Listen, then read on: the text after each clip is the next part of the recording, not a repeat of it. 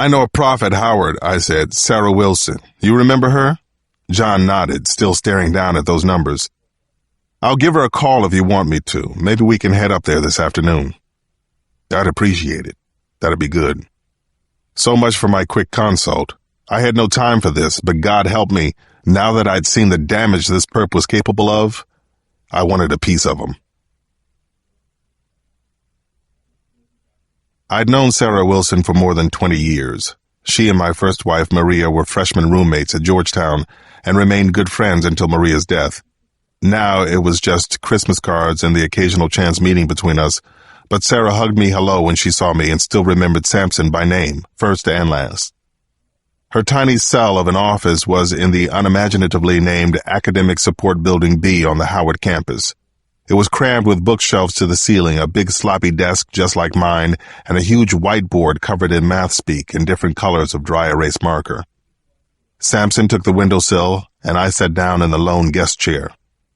I know you've got exams coming up, I said. Thanks for seeing us. I'm happy to help, Alex, if I can help. She tipped a pair of rimless specs off her forehead and looked down at the page I just handed to her. It had transcripts of the numbers and equations that were found on the victims. We also had crime scene photos with us, but there was no reason to share the gory details if we didn't have to. As soon as she looked at the page, Sarah pointed at the more complicated of the figures. This is Riemann's zeta function, she said. It was the one we'd seen that morning on John Doe's back. It's theoretical mathematics. Does this really have something to do with one of your cases? Sampson nodded. Without going into too much detail, we're wondering why this might be on someone's mind. Maybe obsessively. It's on a lot of people's minds, including mine, she said. Zeta is the core of Riemann's hypothesis, which is arguably the biggest unsolved problem in mathematics today. In the year 2000, the Clay Institute offered $1 million to anyone who could prove it. Sorry, prove what? I said. You're talking to a couple of high school algebra cut-ups here. Sarah sat up straighter, getting into it now. Basically, it's about describing the frequency and distribution of all prime numbers to infinity, which is why it's so difficult. The hypothesis has been checked against the first 1.5 billion instances, but then you have to ask yourself, what's 1.5 billion compared to infinity? Exactly what I was about to ask myself, Sampson said, straight-faced. Sarah laughed. She looked almost exactly the same as she did back when we were all pooling our pocket change for pitchers of beer. The same quick smile, the same long hair flowing down her back. How about the other 2 sets of numbers, I asked. These were the ones that had been carved into the victims' foreheads. Sarah glanced down for a second, then turned to her laptop and Googled them from memory. Yeah, right here, I thought so. Mersenne 42 and 43, 2 of the biggest known prime numbers to date. I scribbled some of this down while she spoke, not even sure what I was writing. Okay, next question, I said. So what? So what? Let's say Riemann's hypothesis gets proved. What happens then? Why does anyone care? Sarah weighed the questions before she answered. There's 2 things, I suppose. Certainly there are some practical applications. Encryption could be revolutionized with something like this. Writing and breaking code would be a whole new game, so whoever you're chasing might have that in mind. And number 2, I asked. She shrugged. The whole because it's there aspect. It's a theoretical Mount Everest, the difference being that people have actually been to the top of Everest. Nobody's ever done this before. Riemann himself had a nervous breakdown, and that guy John Nash from A Beautiful Mind, he was obsessed with it. Sarah leaned forward in her chair and held up the page of numbers so we could see them. Let's put it this way, she said. If you're looking for something that could really drive a mathematician crazy, this is as good a place to start as any. Are you, Alex? Looking for a crazy mathematician? Nelson Tambor had been shot just before dusk on a grassy strip of no man's land between Rock Creek Parkway and the river.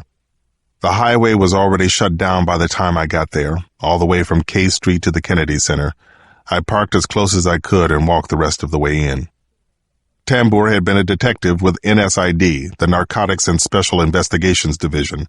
I didn't know him personally, but that didn't make this incident any less of a nightmare. MPD had just lost one of its own, and horribly so. Detective Tambour had been found with his skull blown half open. A large caliber bullet had passed right through his head. It was dark now, but several Klieg lights had the scene lit up like the inside of a football stadium. 2 tents had been erected off to the side, one as a command center, and another for evidence collection out of sight of the pesky news choppers circling overhead. We also had harbor patrol on the water, keeping pleasure craft at a good distance from the shore, and command staff were everywhere. When I saw Chief Perkins, he motioned me right over. He was huddled off to the side with the assistant chiefs from NSID and Investigative Services, as well as with a woman I didn't recognize. "Alex, this is Penny Ziegler from IAD," he said, and the knot in my stomach tightened right up. What is Internal Affairs doing down here? "Something I should know about?" I said. "There is," Ziegler told me. Her face was just as creased with tension as ours were. Murdered cops tend to make everyone wiggy. "Detective Tambour has been on no-contact status for the last month," she said. "We were going to be filing criminal charges against him later this week." "What charges?" I said. She looked to Perkins for a nod before she went on. "Over the last 2 years, Tambour oversaw an undercover operation at 3 of the big housing projects in Anacostia. He's been skimming half of everything they've seized, mostly PCP, coke, and ecstasy.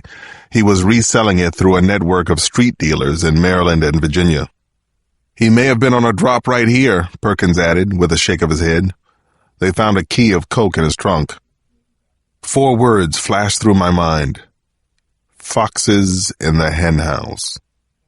Suddenly, Tambour was a lot more in line with the sniper's victim profile than he'd been a minute ago. At the same time, though, he was an unknown to the general public. He hadn't been in the headlines like the others, at least not yet, and that was a difference. An important one? I couldn't be sure, but I also couldn't shake the feeling that maybe something was off here.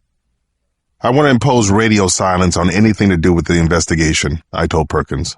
"Whoever made this hit obviously has some kind of inside line." "Agreed," he said. "And Alex?" Perkins put a hand on my arm as I turned to go. His eyes looked strained, maybe even a little desperate. "Work the hell out of this," he told me. "This is close to getting out of control." If this hit wasn't by our sniper team, it already was out of control. FBI personnel started showing up right after I did. That was definitely a double-edged sword for me.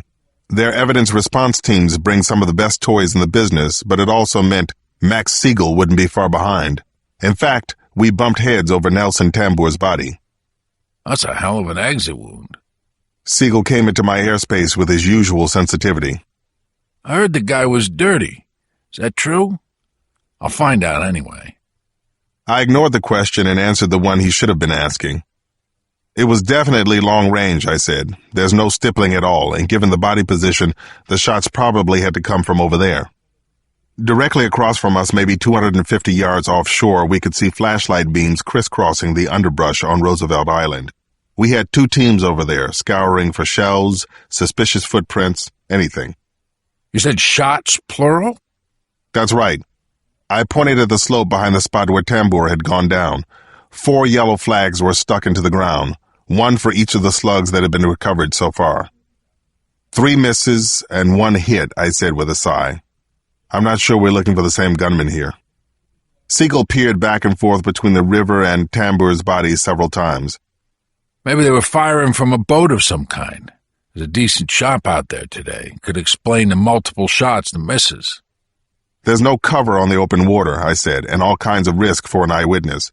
Besides, it's always been 1 shot, 1 kill with these guys. They don't miss."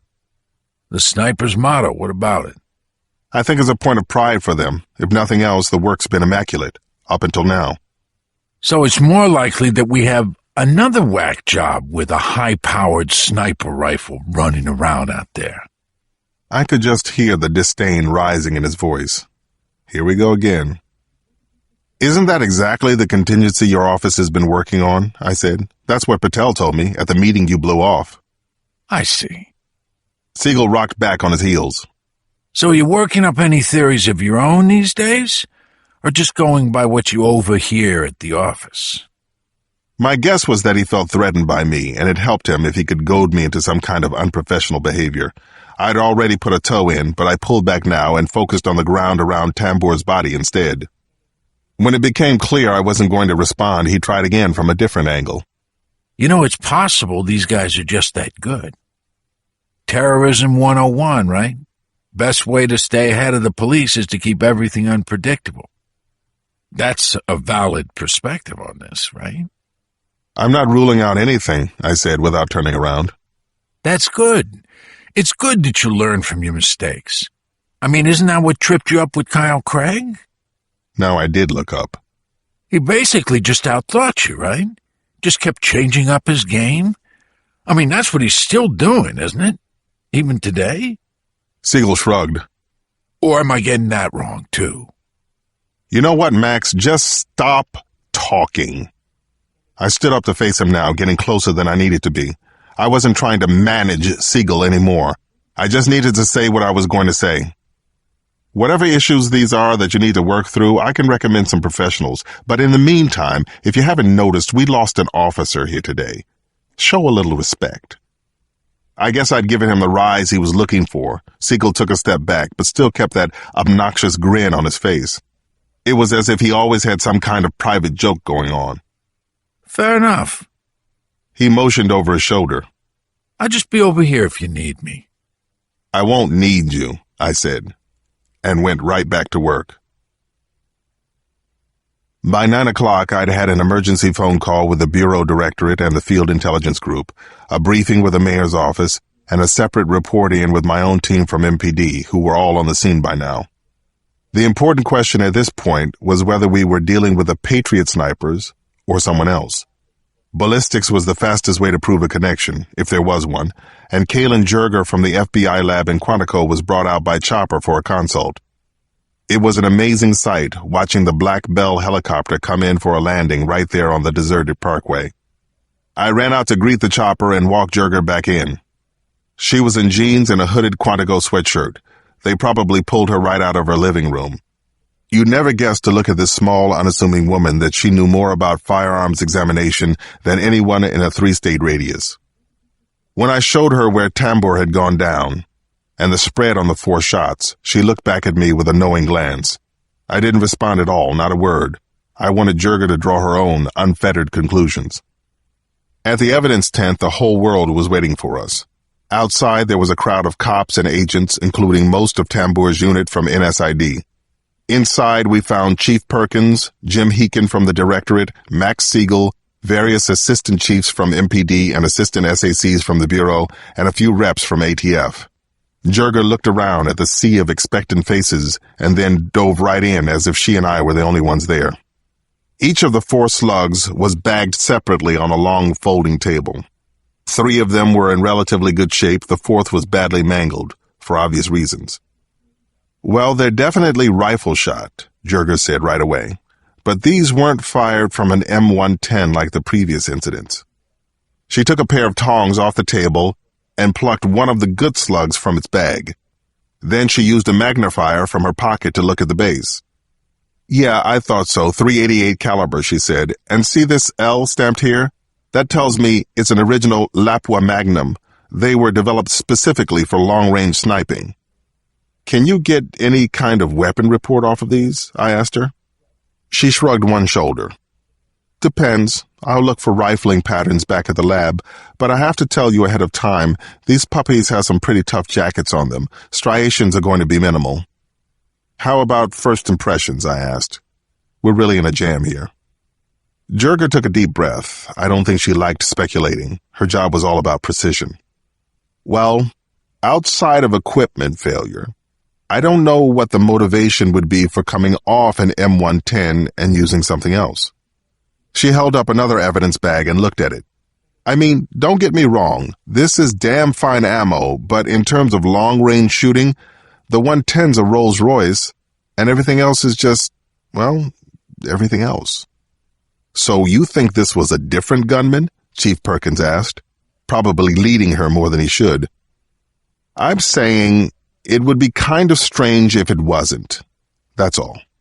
I don't know the shooter's motivations. As for the weapon itself, I can tell you that some possibilities are more likely than others. Such as? I asked. She rattled them right off. M24, Remington 700 at TRG 42, PGM 338, Those are some of the most common applications, militarily, anyway.